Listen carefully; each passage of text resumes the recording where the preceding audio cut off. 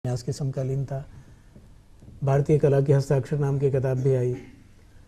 तो इस तरह के काम दूसरी दिशाओं में भी हो रहे हैं। ये सबसे बड़ी चीज़ ये उभर के आ रही है कि अब साहित्येतर अनुशासनों में दिलचस्पी लोगों की बढ़ रही है और थोड़ा बहुत काम हो रहा है। हालांकि उतने बड़े पैमाने पे काम नहीं हो रहा है, लेकिन ये सबसे दुखद पहलू है कि शुद्ध जो साहित्य के लोग हैं वो कलाओं पर, नाटकों पर, संगीत पर, अब देखिए संगीत की चर्चा हुई तो अभी यतीन्द्र मिश्र अयोध्या के हैं और नए कवि हैं, उन्होंने शास्त्रीय संगीत को लेके एक देवप्रिया नाम की किताब लिखी, आलोचना की।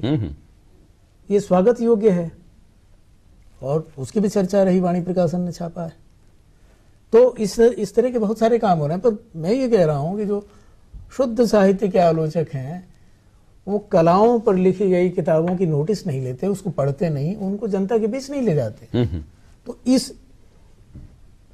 इस प्रवृत्ति से निजात पाने की जरूरत है। और जब तक हम हिंदी को सबकी भाषा नहीं बनाएंगे तब तक हिंदी के विकास को हम अवरुद्ध करेंगे। उसका हित चिंतन इससे नहीं होगा कि उसमें केवल कविता, कहानी, उपन्यास लिखे जाएं।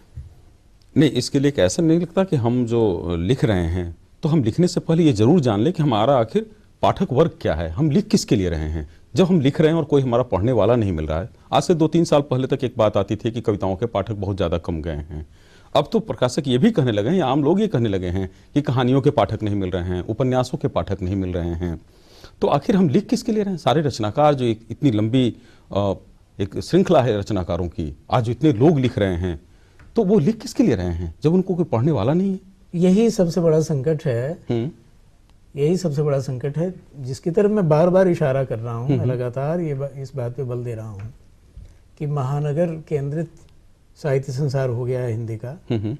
लेखक तो गांव कस्बों के हैं, इसमें दो राय नहीं है, लेकिन उसमें भी गांव कस्बा नहीं है। उसके जो गांव कस्बा की संवेदनाएं हैं वो उसमें अब नहीं है। उनके भीतर जब तक उनका गांव, उनका कस्बा जीवित था तब तक उन्होंने भी अच्छा लिखा। अब वह उस अनुभव से चूक गए हैं, क्योंकि गांव से और कस्बे से उनका आना जाना और उसमें मिलना जुलना, उसके जीवन को जीना संभव नहीं रहा। क्योंकि देखिए, तो मानव मन की जो पीड़ा है वो तो शाश्वत है। वो जो कल पीड़ा थी वही पीड़ा आज भी है। सिर्फ उसका चित्रण हम कैसे करते हैं, देखने वाली बात या महत्वपूर्ण बात ये होती है।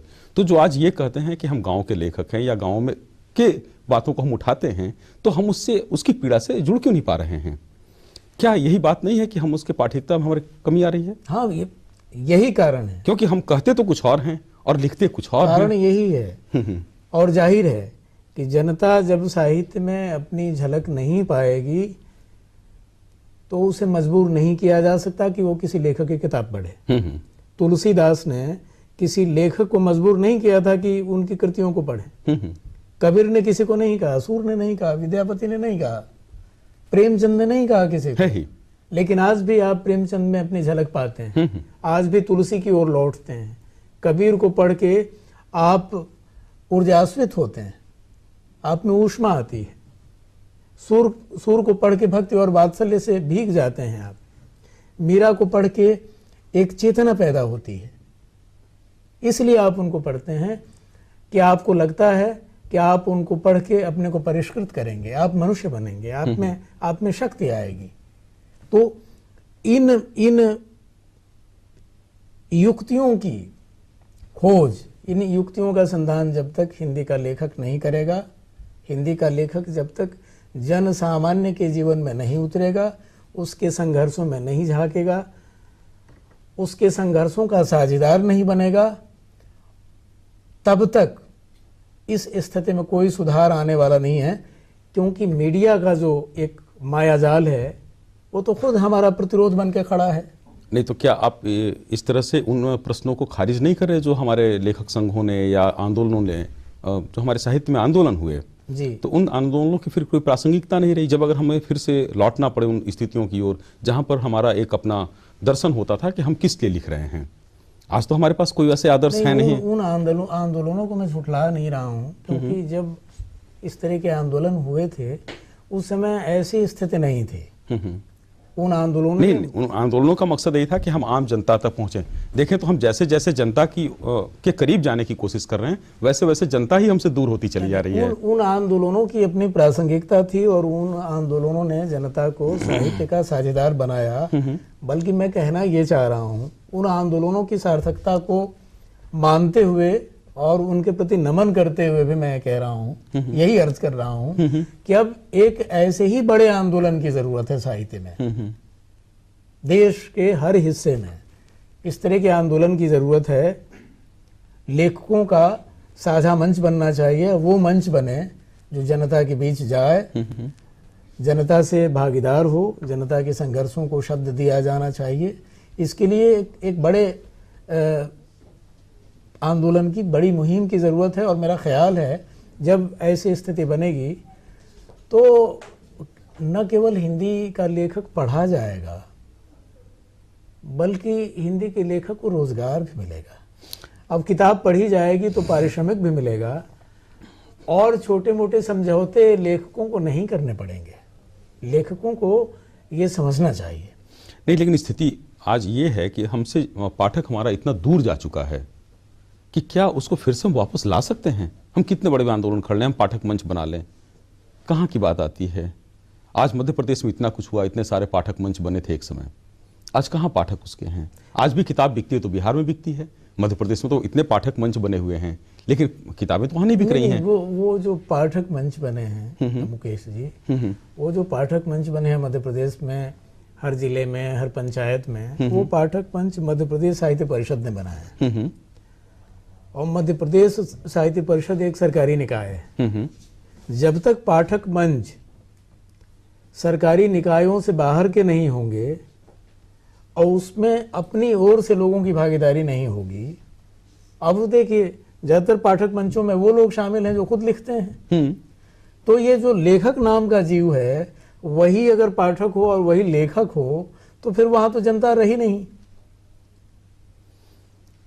तो पाठक मंच का मतलब सीधा ये मंच, हम किसी ऐसे मंच की बात नहीं कर रहे हैं जिसके पंजीयन की जरूरत हो और जो किसी स्थान विशेष पर स्थापित हो और स्थान विशेष में निर्मित हो।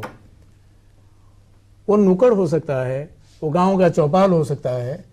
कोई लेखक जाए किसी गांव में, फुर्सत का खंड है, वहां कविता सुनाए, 10 लोगों को बिठाए, बात करे, उनको शिक्षित करे, अपनी किताबें कुछ बांटे भी, किताबों का प्रचार भी हो।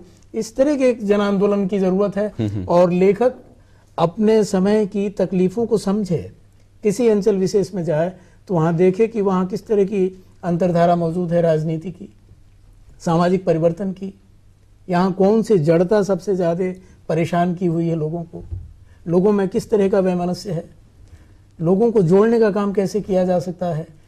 तो ये जब मैं कह रहा हूं तो केवल रचने की बात नहीं कर रहा हूं, मैं एक सामाजिक निर्माण की भी बात कर रहा हूं, बल्कि आप उसको जीने की बात कर रहे हैं, साहित्य को जिया जाए। और जब ऐसा होगा, अब देखिए पश्चिम की सारी अब संस्कृति तो आपने ले ली। वो ये जो मीडिया क्रांति आई, सूचना क्रांति जिसको आप कहते हैं, पश्चिम में औद्योगिक क्रांति हुई या सूचना क्रांति आई तो पश्चिम ने अपने को तैयार किया था उसके लिए। हम अचानक हम कहते हैं कि शक आए, हुड़ आए, मुगल आए, सब आए, पर हम बदले नहीं, हम वही रह गए। और 10 वर्ष की सूचना क्रांति से बदल के आ गए, हम ध्वस्त हो गए। आज तो बल्कि हम कहते हैं कि हम पीछे की ओर लौट गए हैं। हम उसके लिए तैयार नहीं थे, हम उसके लिए अपने को तैयार नहीं कर पाए और वो अचानक चढ़ बैठा। तो एक ऐसे समय में जी रहे हैं जहां हर पल आपकी संवेदना को, आपकी संस्कृति को, आपकी भाषा को खतरा है। नहीं तो ऐसे में हिंदी का भविष्य क्या लगता है आपको? हिंदी अब लगभग भारत में बाजार की भाषा के रूप में तो स्वीकृत हो चुकी है, बाजार का दबाव भी है हिंदी के बारे में। लेकिन देखें तो आमतौर पे जितने सरकारी कामकाज या दफ्तरों में कामकाज या किसी भी संस्था के कामकाज हैं, उनकी भाषा अंग्रेजी हो गई है, क्योंकि कंप्यूटर की भाषा अंग्रेजी है। अधिकांश बच्चे जो जो अच्छे हिंदी प्रेमी हैं, उनके बच्चे भी अंग्रेजी स्कूलों में चले जाते हैं। तो उसमें हिंदी का प्रश्न कहाँ से आ जाता है? हिंदी का विकास कैसे होगा? मुकेश जी, आपका कहना मैं सुन रहा हूं और आपकी तकलीफ से भी मैं परिचित हो रहा हूं, बल्कि अच्छा लग रहा है कि आप इतने चिंतित हैं। लेकिन इसको लेके मैं एक बात कहना चाहूँगा और इसको ज़रूर गौर कीजिए कि सरकारी दफ्तरों में कामकाज न होना भारतीय संविधान के प्रति तो निराशाजनक है, लेकिन चूंकि हिंदी जनता की भाषा है।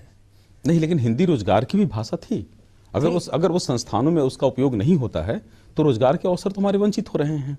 जो हिंदी के माध्यम से हमें रोजगार मिलते थे, जो हमारी ग्रामीण पीढ़ी है, जो हमारे ग्रामीण लोग हैं, उनके लिए रोजगार का सबसे बड़ा साधन उसकी भाषा हिंदी है। वो सारे लोग अंग्रेजी नहीं जानते हैं। नहीं, वो आप बिल्कुल ठीक कह रहे हैं। तो बावजूद इसके मैं कह रहा हूँ कि रोजगार में कमी आई है, सरकारी कामकाज की भाषा हिंदी अभी पूरी तरह से बनी नहीं है। बावजूद इसके अब कितने दिनों में बनेगी? आखिर 55 वर्ष बीत नहीं, गए। ठीक है, नहीं बनी, मान लीजिए नहीं बनेगी, इससे हिंदी को बहुत फर्क नहीं पड़ता। हिंदी जनता की भाषा है, जनता के अंतर की भाषा है, उसके आत्मा की भाषा है। जब तक जनता के भीतर संघर्ष का जज्बा जीवित है, वो जिंदा है। जब तक हिंदी जनता चाहती है अपना पुनर्निर्माण, तब तक हिंदी को कोई खतरा नहीं है। हिंदी जिंदा रहेगी, हिंदी एक अपना समाज बनाएगी, हिंदी की संस्कृति जीवित रहेगी। सरकार की अनुकंपा से हिंदी को कोई लेना देना नहीं है। अनुकंपा जितनी कम हो उतनी हिंदी की तरक्की होगी। इसको लेके मैं आशान्वित हूँ। चलिए जोशी जी, ये 2008 का वर्ष आशाओं का वर्ष है। आप भी आशावान हैं, हम भी आशावान हैं, और हम उम्मीद करते हैं कि 2008 में हमें उन तकलीफ़ों से नहीं गुजरना पड़ेगा जो 2007 ने हमें दिए थे। 2008 सब कुछ अच्छा हो, सब कुछ भला हो, सबके लिए भला हो। तो हम इन 2008 का स्वागत करते हैं और इसके साथ ही इस कार्यक्रम से अभी विदा लेते हैं। नमस्कार।